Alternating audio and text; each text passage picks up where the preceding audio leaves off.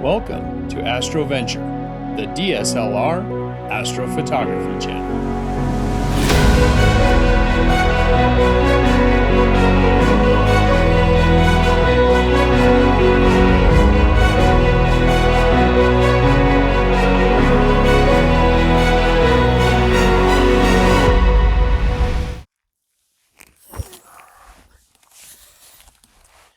Hey there, Astroventurers. Welcome back. My name is George, and if you're new to this channel, this is the astrophotography channel for DSLR or mirrorless camera bodies, combined with the lenses we already own and a simple star tracker like the Skyguider Pro or the Star Adventurer.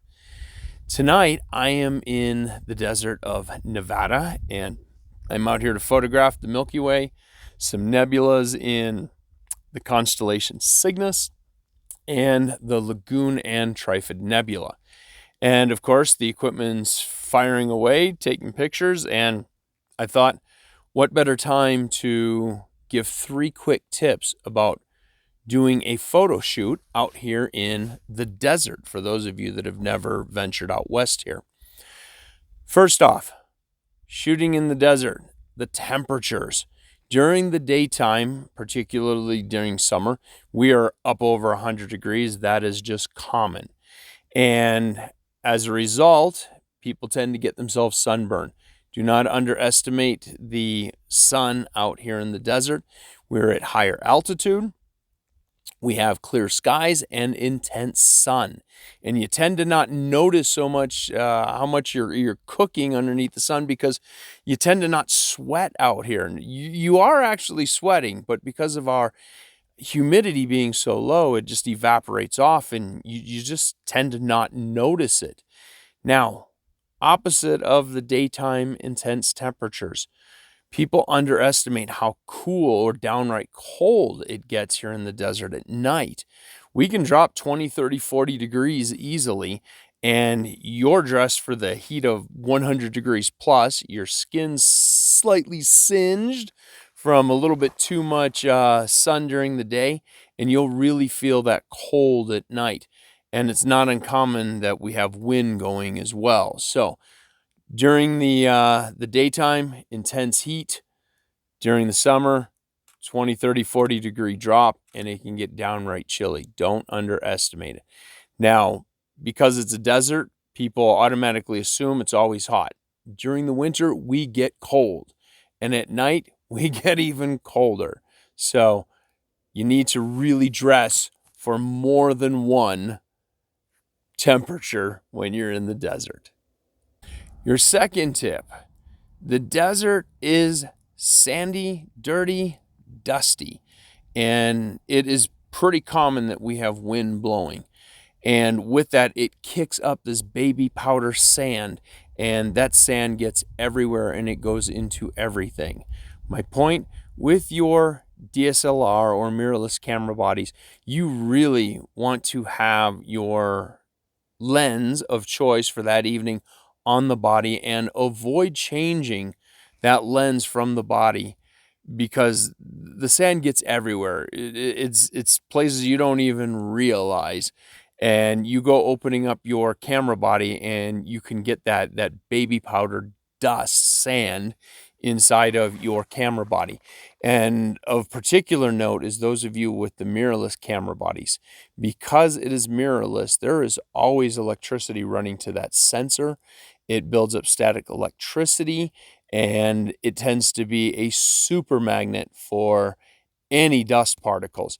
Now, if for some reason you do have to change out your lens, I strongly suggest go inside of the vehicle.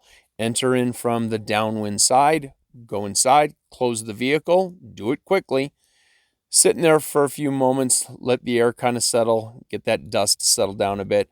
And when you change out the lenses, make sure that you keep the body of your camera tilted forward so that when you open it up, there's nothing falling into the body of the camera.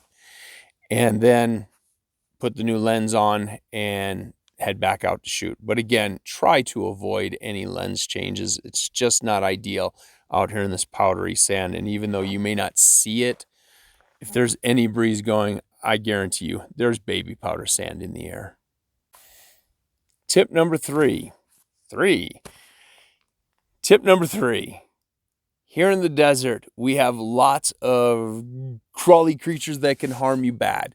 We have poisonous snakes, we have black widows, we have scorpions. Depending on where you are, we also have some of the large mountain lions. We have bears. There's plenty of things out here to kill you. So, my point, you need to understand that a lot of these creepy crawlies, the snakes, the scorpions, the black widows, they tend to hide during the day. It's just so hot. And then they come out at night. When they come out at night, they tend to go towards things that will retain heat from the day and release at night. For example, pavement, rocks, darker colored soils. Those are all areas that are going to release heat, and those poisonous, potentially dangerous, crawly creatures will tend to gravitate to those areas. The other thing is like I said, you do have to be mindful in some areas. We do have mountain lions as well as bears. So keep your head about you. There's plenty of stuff here in the desert that can hurt you. Water, not sodas, water. You need water.